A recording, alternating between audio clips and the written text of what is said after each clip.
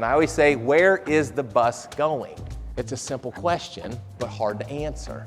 Hey, what are the top 3 goals that you have for your team? What are the top 3 goals that your organization has? What are the top 3 goals? Would everybody be able to be on the same page? And uncommunicated expectations creates pre-planned resentment. If you don't communicate what you expect of me, I will disappoint you 100% of the time.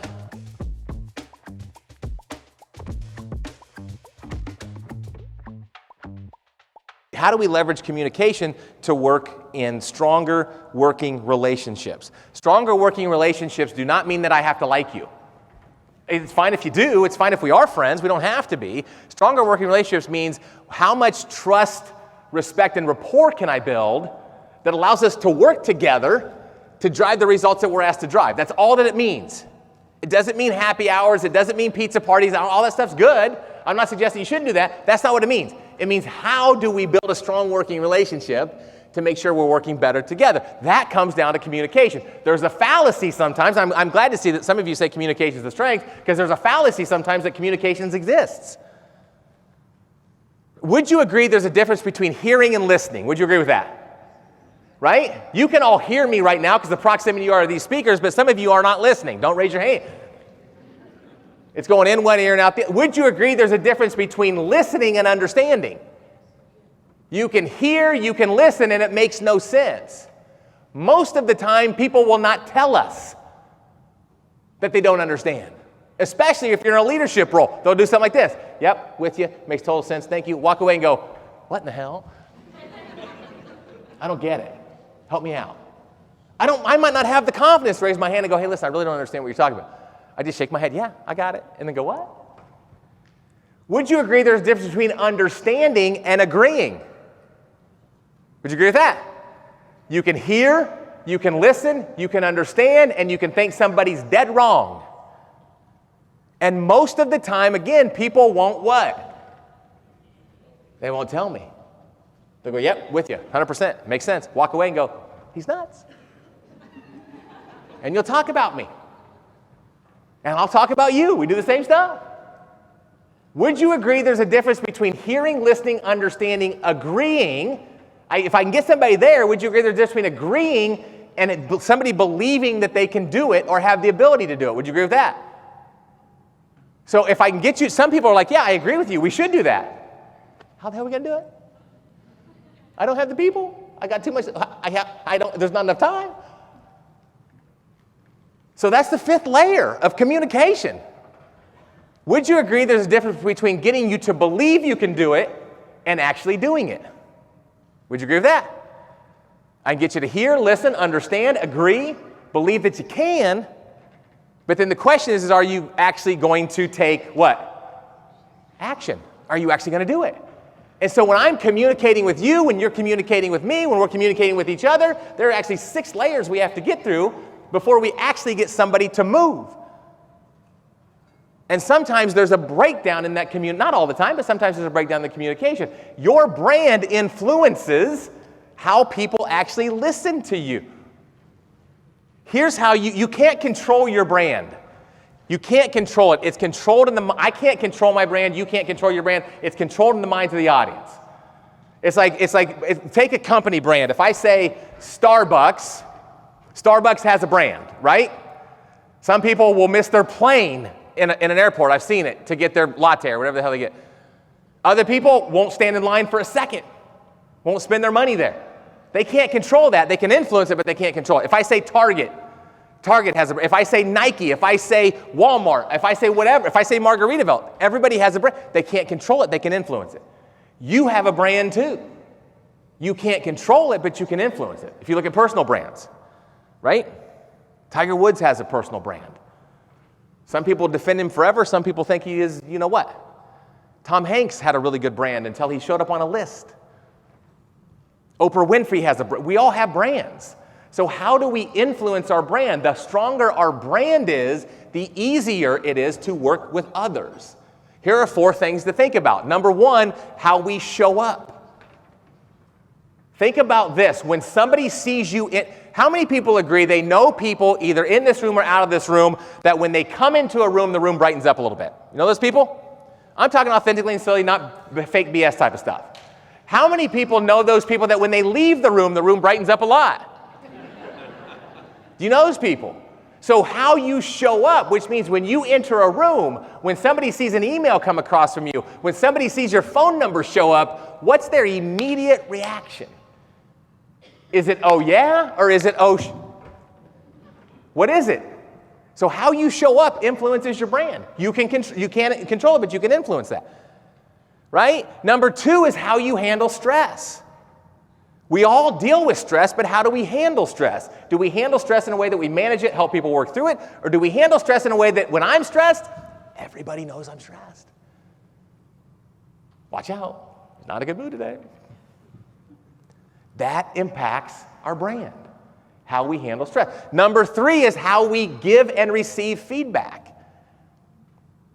More importantly, how we receive it. Are you the type of person that is open? Everybody says, oh, I'm open to feedback. I'm always open to feedback. But saying and their actions are 2 different things. Some people, you might as well bless you. Some people, you might as well beat your head up against that wall than give them feedback because it's not going to go anywhere.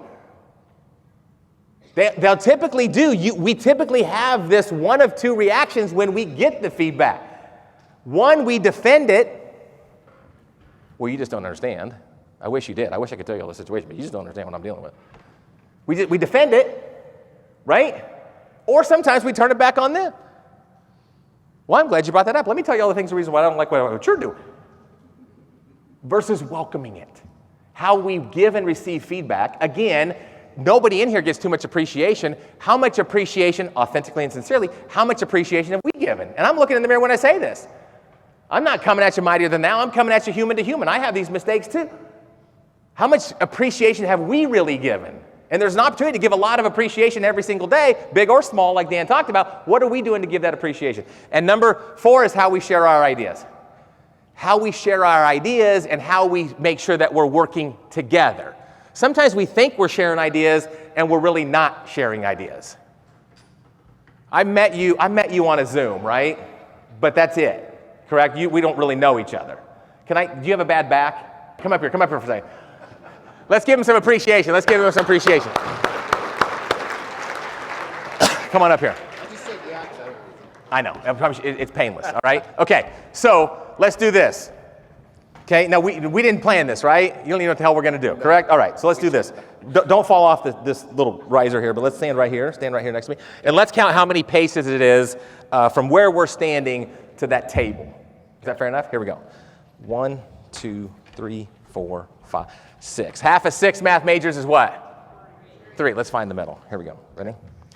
1, 2, 3. All right, so I want you to stand right there. Face me. I'm going to be careful with this, all right? Don't fall off. Go this way a little bit. Feet shoulder width apart. Here we go. Hands up. You good? Hands up. Well, you don't have that bad of a back. All right, hold on a second. Stay there, big boy. Here we go. Hands up. Okay, all right, time out. Stay right there. Don't move. Let's give him some appreciation. Don't move. Give him some appreciation. We didn't plan this, right? Where the hell did my clicker go? Here's the question. Did I ever, you're good. I'll promise you I'll let you go in. Did I ever explain the rules? Not one time. Here's the interesting thing about humans. When we were walking together, did he ever resist? No, not one. He walked 6 paces, probably asked himself, what in the hell am I doing? But he walked 6 paces. Then he turned around and he walked 3. Immediately when I started pushing, what happened? Did I have to tell him to? No. That's an interesting human dynamic. When we feel like we're being pushed, physically or mentally, our immediate reaction is to what? Resist. So are we, come here for a second. Come here, John. Look at that. See how easy that was? 2 fingers, he's come. Go ahead, have a seat. Let's hear it for him. Let's give him some appreciation. Thanks, Jeff. Watch. And I mean this sincerely. This is how are we sharing our ideas? Are we sharing our ideas where people feel like we're what? Pushing, or are we sharing our ideas where people feel like we're walking with them to get things accomplished? I don't know those answers, but we all need to be honest with ourselves. How are we creating a shared experience with communication? Shared experience has 3 things. 1, people feel like they are informed. They have the information. They might not agree with it, they might not like it, but they know it. What happens when people don't have the information after decisions are made? What happens? They make up their own. And there's all these theories going around why certain things are happening in our team, in the organization, whatever it is it might be. So number one, a shared experience says they feel like they're informed. I might not like it, I might not agree with it, but I know it. Two, they feel like they have a voice. That doesn't mean you're going to bring them to the table every single time and they're going to share their ideas and all their ideas are going to have. It just means when their ideas are brought up, sometimes, not anybody in here, sometimes decisions are made that impact others and there's no input. And then I hear things like this: I wish they would just come down and do the job for. But so listen, when people give ideas, again, you don't have to, every idea, and that's a lot of things, a lot of companies that we work, and again, we do this in all sorts of verticals. We do this in financial space, we do this in the public space, we do this in all sorts of the private space, but the same things when it comes to people continuously show up. Here's what happens with ideas. Organizations say, we want your ideas, we want your ideas, we want your ideas, and those ideas go somewhere that sometimes never get revisited. So if you're going to ask for ideas on a micro or on a macro level, every idea should have one of three conclusions. One, great idea, let's find ways to implement. Two, good idea, not in the cards right now. Let's revisit that. Maybe 6 to 8 months, let's revisit it. Three, never going to happen.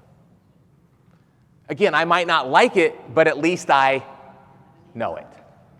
So number one, I feel informed. Number two, I feel like I have a voice. Number three, which is the most important, is we share in the consequences together. Consequences don't always be bad; they could be good at the same time. But if I feel like I'm informed, I feel like I have a voice. It's easier now to live with the decisions, the consequences that I made. So are we truly working together to share our ideas, or are we just pushing our ideas, and then our mindset is everybody just accept it?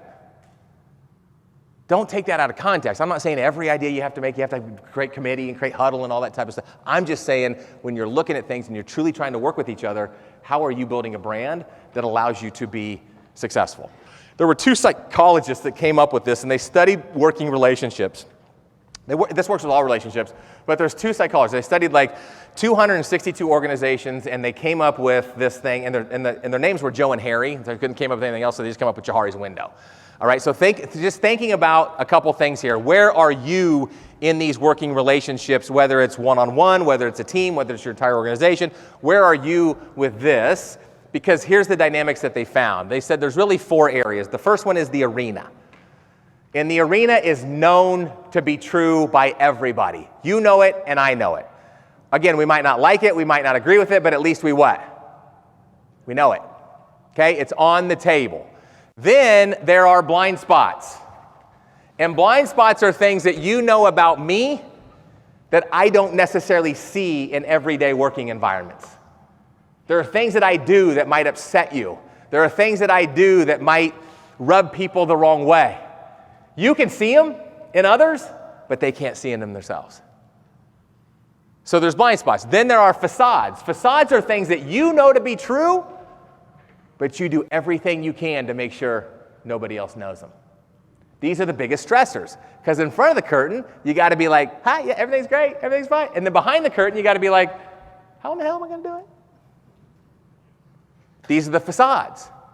And then the last one is unknowns. Unknowns are things that you don't know to be true, I don't know to be true, because it's organic, it's dynamic, it's not static. Life continues to go, working relationships continue to evolve. So after all this research, they figured that the only place that actually permits strong working relationships is in the arena. They called it reliable communication. Reliable communication permits progress. It's not communication that permits progress, it's reliable communication that permits progress. I can communicate with you all day long, but if I'm telling you things that aren't reliable, you might make decisions that don't necessarily help us move forward. So how do we grow the arena in our working relationships? How do we build stronger trust? How do we build more rapport? How do we build more respect? And making sure that people feel comfortable putting things in the arena. What does that mean? That means people are comfortable speaking up. That means people are comfortable raising their hand. That means people are comfortable to give a counter thought to what it is that's happening. That's what that means with arena-based relationships. How are we doing that versus what happens typically, not saying any in your organizations, don't take offense to this, but there's a lot of triangular communication where person A has a problem with person B, but they don't go to person B, they go to person C. And they dump on them with all the reasons why they have issues and challenges. And then they say something like this: hey, I appreciate you listening. Keep that in the vault. All right, don't say anything to anybody else. Just keep it in the vault, and I feel better. Somehow, that information gets back to person A. And then instead of person A going to person B, they go to person C, and they dump on them. And we have this triangle happening versus having a strong working relationship where I can feel comfortable coming to Daryl and saying, can we work this out? Can we talk about this? I don't know if I necessarily agree with it. I'm understanding. I want to understand your thought process. That's when you have a strong, it's like an emotional bank account, right? Like I need to put in deposits because there are times in your working relationships where you have to make withdrawals. There are times where we're going to have difficult conversations. But how do I make sure I have enough deposits that when I make a withdrawal, I'm not what? Overdrawn or in the red. Here's the key.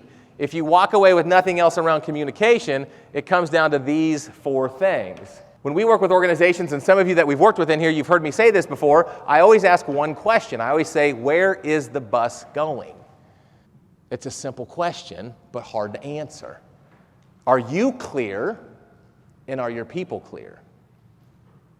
Because what happens if you're on a bus or your people are on a bus and they're not clear on where it's going? What could happen?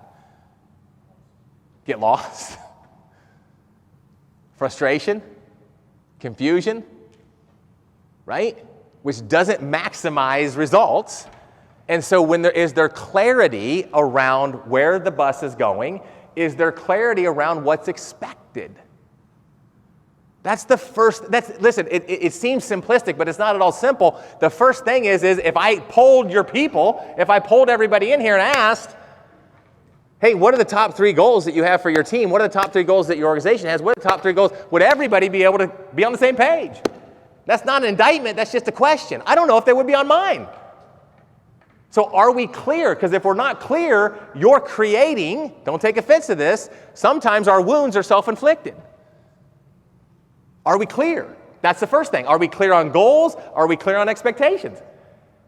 Most of the time, if I were to ask you, what does your direct supervisor expect of you? And then I ask them, or I ask you, what do you expect of your people? And then I ask your people, most of the time, it's not the same. And uncommunicated expectations creates pre-planned resentment. If you don't communicate what you expect of me, I will disappoint you 100% of the time. Not because I want to, it's because I'm going to do things that I think you want me to do versus being clear on those expectations. It happens all the time. It's like the other day, I was driving home the other day, and I had like 2 minutes before I got home to take my youngest son to a sporting practice. My expectation was that my wife would fill up his water bottle. That was my expectation. I didn't communicate it. So she thought when I got home, the water bottle wasn't full. She thought, Chad, it takes 20 seconds to fill up a damn water bottle. Just fill it up yourself. Caused a huge fight. Another trip to the florist. I do have a good marriage. Don't misunderstand. I mean, it's good, but we have I could have called. I could have been, hey, babe, at 2 minutes. I got to change. I got to take Charlie to practice. Hey, can you do me a favor? She would have done it. But I didn't communicate it. And it created pre-planned resentment, and all of a sudden, it caused something. So are we clear? That's the first thing in communication. And if we're not, it's not a bad thing. It's just how can we be clear? That's it. How can I make sure that my team, whether that's 2 people, whether that's 1 person, whether that's the entire, how can I make sure that my people are clear on those 2 things? After we have that, do we have alignment? Because let's assume the bus is going to Denver for sake of conversation. All right? If the bus is going to Denver, what happens if people are on the bus and they don't want to go to Denver? What happens? If they're not aligned, they're clear we're going to Denver, but they're not aligned. What could happen? What's that? A freak out? What else? They could get off. Yeah, there might be a different bus. But they also might start to create noise. You don't want to go to Denver, do you? This is dumb. Didn't we talk about Minneapolis? Let's go to Minneapolis. And all of a sudden, they begin to create chaos in the organization.